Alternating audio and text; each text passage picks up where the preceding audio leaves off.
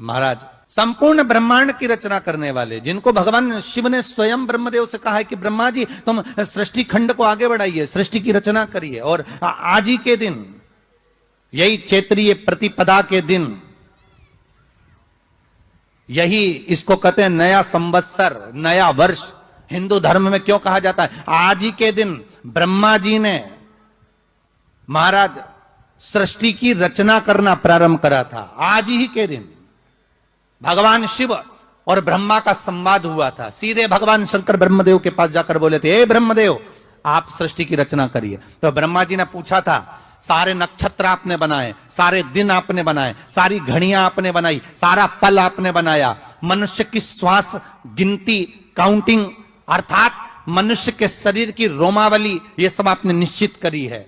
नवरात्रि का ये जो आप पहले दिन ही कलश स्थापना होती है और पहले दिन ही आपको ये ज्ञान हो जाए कि बच्चे पूछे कि कलश क्यों रखा जाता है, कलश के ऊपर आम के पत्ते क्यों लगाए जाते हैं, कलश के ऊपर नारियल क्यों रखा जाता है, कलश के ऊपर 9 बार मोली क्यों बांधी जाती है, मोली मतलब लच्छा नाड़ा 9 बार क्यों लपेटा जाता है नारियल के ऊपर, कलश के ऊपर जब रखते हैं।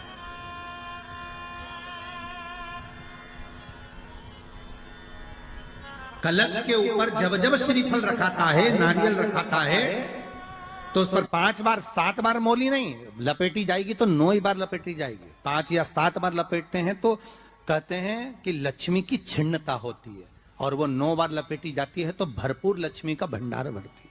क्यों क्यों कहते हैं उसे?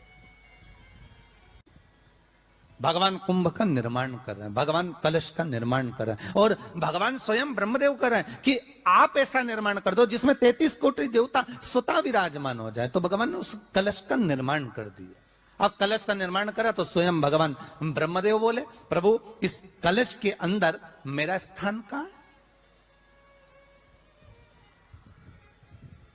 मेरा स्थान कहां है?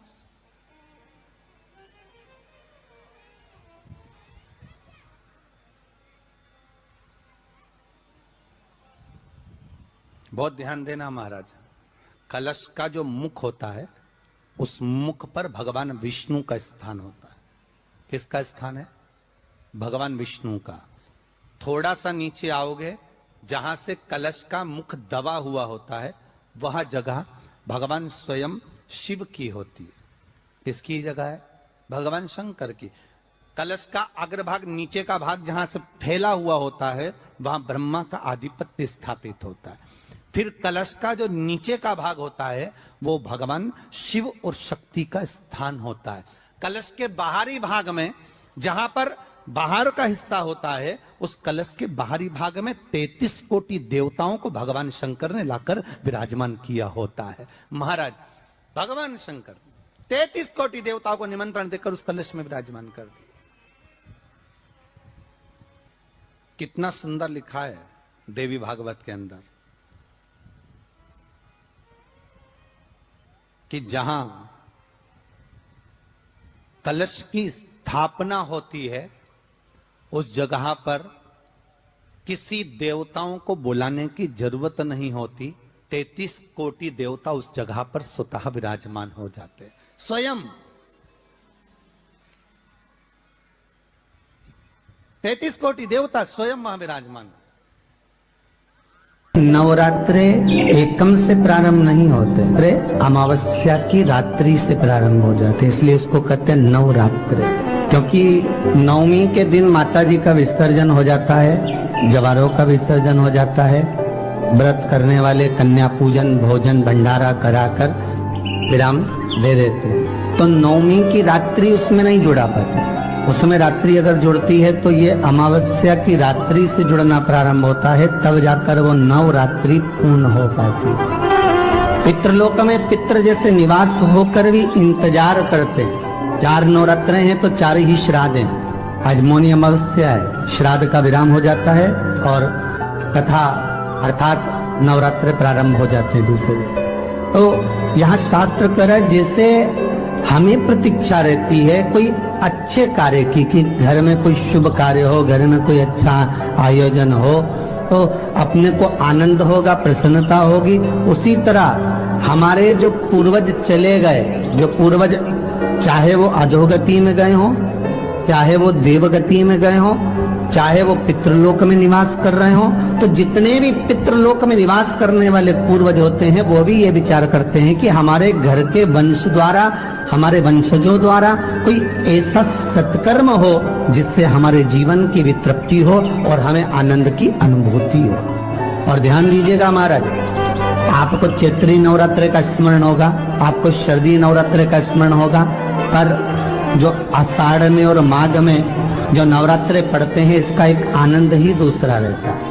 बस इतना जरूर होता है कि दुनिया के लोग वो जो नवरात्रे होते हैं उसमें कलश की स्थापना भी करते हैं, देवी का पूजन भी करते हैं, अर्चना भी करते हैं, मंदिरों में भीड़ भी रहती है और खूब प्रेम से माता का जगराता वगैरह सब होता है। पर ये जो नवरात्रे हैं, 2 गुप्त नवरात्रे, इनका लोगों को स्मरण नहीं था। वो तो धीरे धीरे ये टीवी चैनल के माध्यम से कथाकारों ने, वक्ताओं ने स्मरण कराना जब चालू करा, धीरे धीरे बताना, मार्गदर्शन करना जब चालू करा, तब लोगों को ज्ञात होता गया कि कोई गुप्त नवरात्रा भी होता है, उसमें भी देवी की आराधना होती है। ये चारों नवरात्रे अलग अलग अवस्था के हैं, अलग अलग सुख के हैं और अलग अलग आनंद के। आपके घर में पितृदोष है, आपको ऐसा महसूस होता है, तो किसी भी नवरात्रि के पहले जो अमावस्या पड़ती है, जिस दिन अमावस्या रहे उस दिन चावल की कटोरी में एक कपूर का टुकड़ा रख दीजिए, छोटा सा, और कपूर का टुकड़ा रखकर उस कपूर को दरवाजे के बाहर कटोरी में ही, चावल रखी हुई कटोरी में ही उसको पितरों का स्मरण कर कर जला दीजिए। और जलाने के बाद उस चावल को कहीं भी किसी भी वृक्ष की छांव में पक्षियों के लिए डाल दीजिए। शिव महापुराण की कथा कहती है, अगर मान लो पितृ आपको कष्ट दे रहे हैं, पितृ आपको तकलीफ दे रहे हैं, कोई काम नहीं होने दे रहे हैं, या कहीं आपको ऐसा लगता है कि पितरों का दोष है, तो वो पितृ दोष देवी, अब ये जो आप करेंगे ये कब कर रहे हैं? अमावस्या के दिन आप उसको रख रहे हैं, अमावस्या के दिन उसको रखकर रात भर आपने रखा कपूर के साथ में, सुबह एकम पड़ गई, नवरात्रि लग गई, उसी दिन उसको जलाकर आपने पटक दिया। अर्थात उससे देवी और पितृ इन दोनों का आशीर्वाद जो प्राप्त होता है, तो घर में से पितृदोष समाप्त होकर लक्ष्मी की वृद्धि प्रारंभ हो जाती है, कार्य में सिद्धता आ जाती है। और नवरात्रि में भी देवी की आराधना का एक स्मरण का सुख है महाराज। ज्योत का विधान है, नवरात्रि में देवी की ज्योत लगती है, अखंड ज्योति लगती है, जवारे बुआए जाते हैं, कलश लगता है। ज्योत का भी विधान है, जिसके यहाँ दिया अखंड जलाया जाता है, अगर वो दिए की लो, दिए की बाती अगर दक्षिण दिशा की होती है, तो उसके घर में साल भर में एक घात जरूर होती है। जो दिया अखंड जलता है उसकी बाती का मुख दक्षिण का नहीं होना चाहिए। अगर आपने देवी भागवत का स्मरण करा हो, देवी भागवत को अगर सुना हो, तो देवी भागवत में स्पष्ट किया गया कि पूर्व की ओर मुख करा हुआ दिया, अर्थात पूर्व की ओर ज्योत जो जलाई जाती है वो संपदा की वृद्धि करती है। पश्चिम की ओर मुख कर कर जो ज्योत लगाई जाती है महाराज, वो वैभव को देती है। और उत्तर की ओर जो मुख कर कर ज्योत जलाई जाती है, उत्तर की ओर जो ज्योत का मुख रहता है, वो आयु की वृद्धि करती है, घर में अकाल मौत को रोकती है। दक्षिण की ओर ज्योत ना लगाएं, अगर आपको लगाना है पूरब की लगाएं, पश्चिम की लगाएं या उत्तर की लगाएं। और जितने दिन महारानी जगदम्बा जगतधात्री दुर्गा भवानी चैत्र नवरात्रि में, शरदी नवरात्रि में, आषाढ़ी नवरात्रि में, आदिक पौष नवरात्रि में हम जगत जननी जगदम्बा की जब स्थापना करते हैं, या हम नूतन घर का प्रवेश करते हैं, या गणेश जी की स्थापना करते हैं, या कोई दुकान को प्रवेश करते हैं, या कोई शुभ कार्य करने के लिए अग्रण्य होते हैं, तो हम कलश की स्थापना क्यों करते? कलश के अंदर आखिर ऐसा क्या विराजमान है कि 33 कोटि देवता उस कलश के अंदर आकर बैठ जाते हैं? आप कोई यज्ञ करने जा रहे हो, आप कोई पोथी पुराण करने जा रहे हो, आप कोई अच्छा कार्य करने जा रहे हो, तो ब्राह्मण देवता कह देते कलश की स्थापना होगी, कलश की शोभा यात्रा निकलेगी, कलश यात्रा निकलेगी, कलश विराजमान होगा।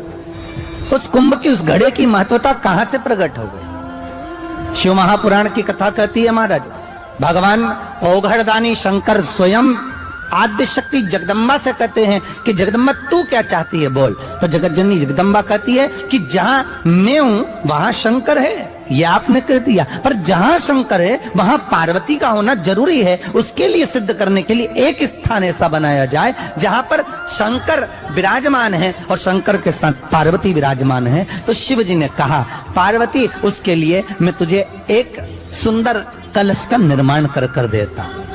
अष्टमी के दिन कन्याओं का भोजन कराओ या नवमी के दिन कन्याओं का भोजन कराओ, पर देवी भागवत तो कहती है, देवी भागवत तो वर्णन करती है कि पहले नवरात्रे से लेकर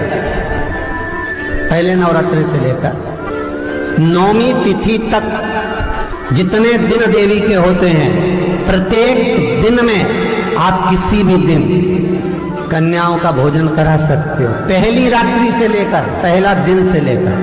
पर 9वें दिन तो सवेरे पूजन करके यज्ञ करके अनुष्ठान करके देवी को विसर्जन कर दिया, फिर नवरात्रि पूर्ण कैसे हुई?